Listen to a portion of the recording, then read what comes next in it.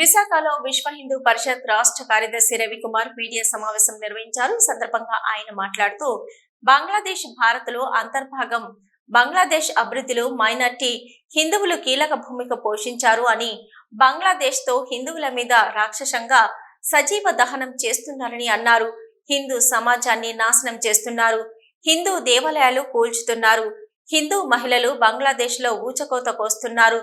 మరి ఎందుకు ముస్లిం పెద్దలు ప్రజాస్వామ్యవాదులు మాట్లాడడం లేదని ప్రశ్నించారు. నా పేరు రవికుమార్, విశ్వ హిందూ పరిషత్ రాష్ట్ర కార్యదర్శిని. గత 10 రోజులుగా బంగ్లాదేశ్లో జరుగుతున్నటువంటి దారుణమైన హింసల గురించి మనందరం చూస్తూనే ఉన్నాం. ఇక్కడ చాలా కొన్ని ముఖ్యమైన విషయాలు మనం స్మరణలోకి తీసుకోవాలి. బంగ్లాదేశ్, భారతదేశము ఒకప్పుడు అంతర్భాగంగా ఉన్నటువంటి దేశాలు. భారతదేశంలో అంతర్భాగంగా బంగ్లాదేశ్ ఉండేది.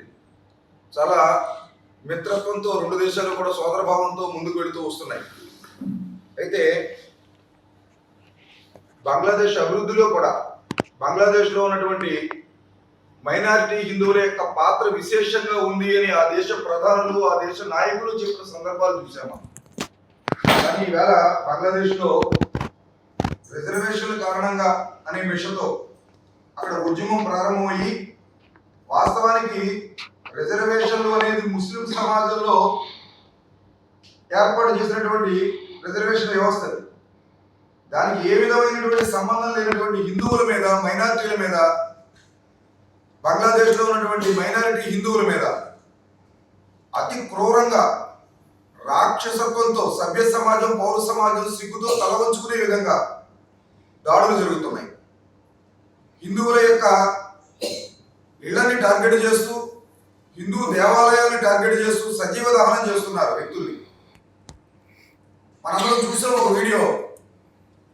హిందువుని సజీవంగా దహనం చేస్తే సగం కాలిన శవం మీద సుత్తులతో బాగుతూ, రాడ్లతో గుచ్చుతూ, ఆ సగం కాలిపోయిన శవం మీద మూత్రం పోస్తూ రాక్షసానందం పొందుతున్నారు అని చెప్పంటే ఇది ఒక భయంకరమైనటువంటి క్రూసేడ్ దాడుల కన్నా భయంకరమైనటువంటి దాడులు ఇవి. హిందూ సమాజాన్ని కాఫీలుగా చూస్తూ రిజర్వేషన్ పేరుతో ప్రారంభమైన ఉద్యమం ఇవాళ బంగ్లా మైనారిటీ హిందువుల పాలిట యమపాశంలాగా తయారైంది. హిందువుల యొక్క పరిశ్రమల్ని, హిందువుల దుకాణాలని టార్గెట్ చేస్తూ, అక్కడ ఉన్నటువంటి హిందూ దేవీ దేవతల యొక్క విగ్రహాలను ధ్వంసం చేస్తూ అతి కిరాతకంగా ప్రవర్తిస్తున్నటువంటి బంగ్లా ఆందోళనకారులను వెంటనే అదుపు చేయాలని విశ్వ హిందూ పరిషత్ కోరుతున్నది. ఈ సందర్భంలో మాతృమూర్తుల యొక్క భద్రత విషయంలో కూడా సరైన చర్యలు తీసుకోవడం లేదు. హిందూ మహిళల యొక్క యోనిలో యాసిడ్లు పోస్తూ వికృతానందాన్ని పొందే స్థితిలో ఇవాళ బంగ్లాదేశ్లో అరాచకం రాజ్యం వెళ్తోంది. కాబట్టి ఇది సమాజం సిగ్గుతో తలవంచుకోవాల్సిన విషయం.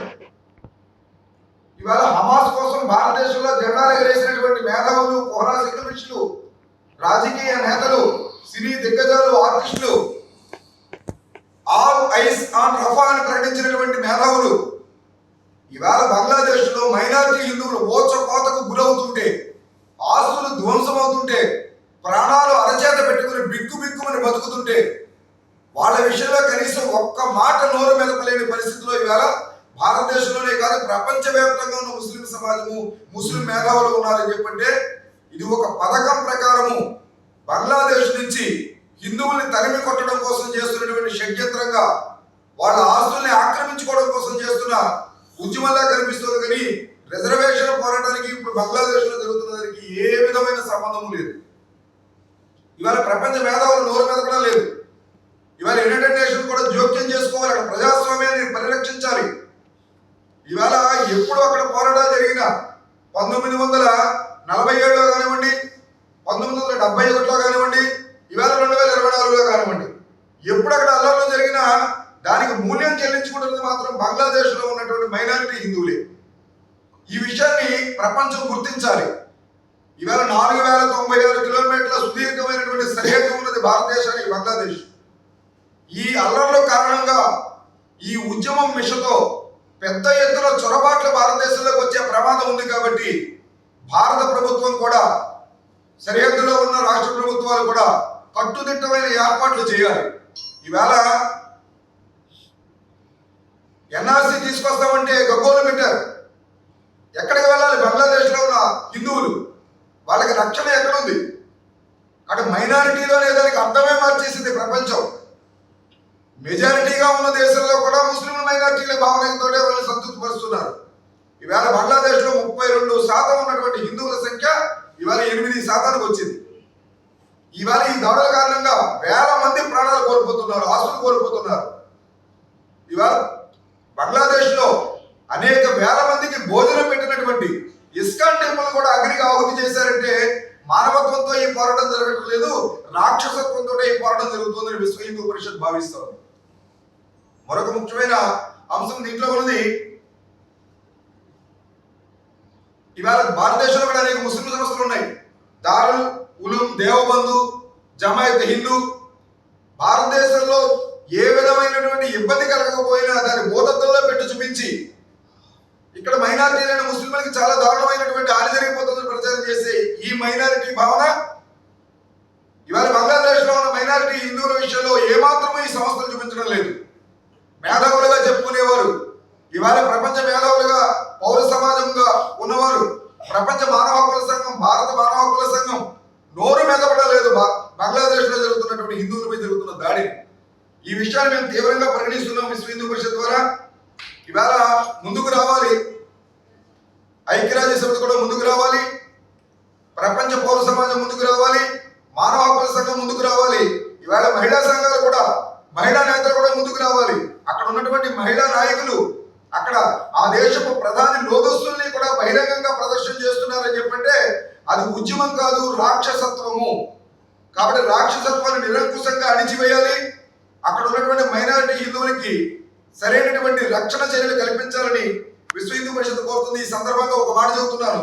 పార్లమెంటు సాక్షిగా రాహుల్ గాంధీ గారు హిందువులు హింసావాదులను ప్రకటించారు. ఇవాళ రాహుల్ గాంధీ గారు కళ్ళు తెరవాలి. బంగ్లాదేశ్లో తన నానమ్మ గారి పేరుతో, ఇందిరాగాంధీ పేరుతో ఉన్న ఇందిరాగాంధీ సాంస్కృతిక కేంద్రం 21,000 పుస్తకాలతో ఉన్న గ్రంథాలయాన్ని ఇవాళ అగ్నికి ఆహుతి చేశారు అక్కడ అరాచకవాదులు.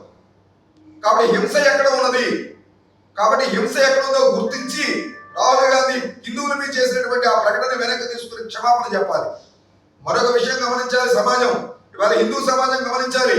పాకిస్తాన్లో ఏం జరిగిందో ఇవాళ హిందూ సమాజం గమనించాలి. పాకిస్తాన్లో ఏం జరిగిందో, ఆఫ్ఘనిస్తాన్లో ఏం జరిగిందో, పాక్ ఆక్రమిత కాశ్మీర్లో ఏం జరిగిందో, జమ్మూ కాశ్మీర్లో ఏం జరిగిందో ఇవాళ బంగ్లాదేశ్లో అదే జరుగుతున్నది. అదే పరిస్థితి వెస్ట్ బెంగాల్లో అదే పరిస్థితి జరుగుతున్నది. పాత బస్తీలో అదే పరిస్థితి జరుగుతున్నది.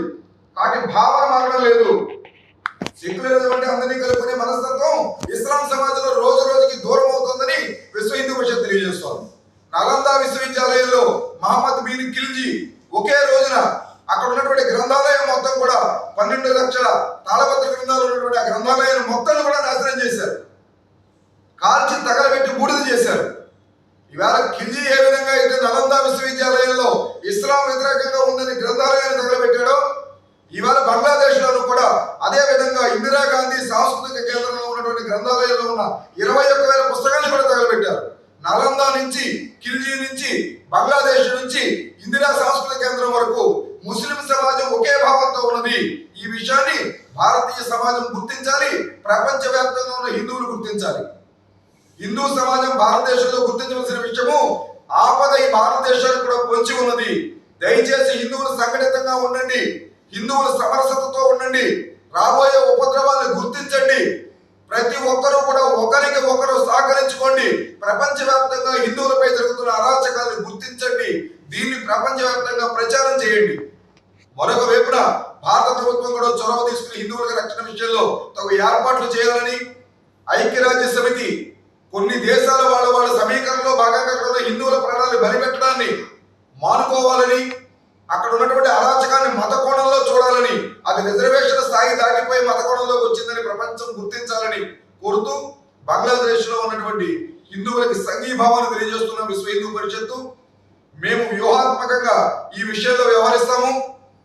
కాబట్టి మా కేంద్రం నుంచి వచ్చిన సూచన ప్రకారం రాబోయే రోజుల్లో దీని మీద తీవ్రమైనటువంటి ప్రతిస్పందన ఉంటుంది. కాబట్టి ముందు వాళ్ళ యొక్క యోగక్షేమం ముఖ్యం. కాబట్టి రెచ్చగొట్టడం విశ్వ హిందూ పరిషత్ ఉద్దేశం కాదు. బంగ్లాదేశ్ లో ఉన్న మైనారిటీ హిందువుల్ని పరిరక్షించడం, సంరక్షించుకోవడం విశ్వ హిందూ పరిషత్ బాధ్యత. విశ్వవ్యాప్తంగా ఉన్న హిందువులందరినీ కూడా ఈ విషయంలో ఏకత్రితం చేస్తామని చెప్పి తెలియజేస్తూ, ఈ విషయంలో మీడియా కూడా సహకరించి వాస్తవాలను సమాజం ముందుకు తీసుకురావాలని కోరుకుంటూ సెలవు తీసుకుంటాం.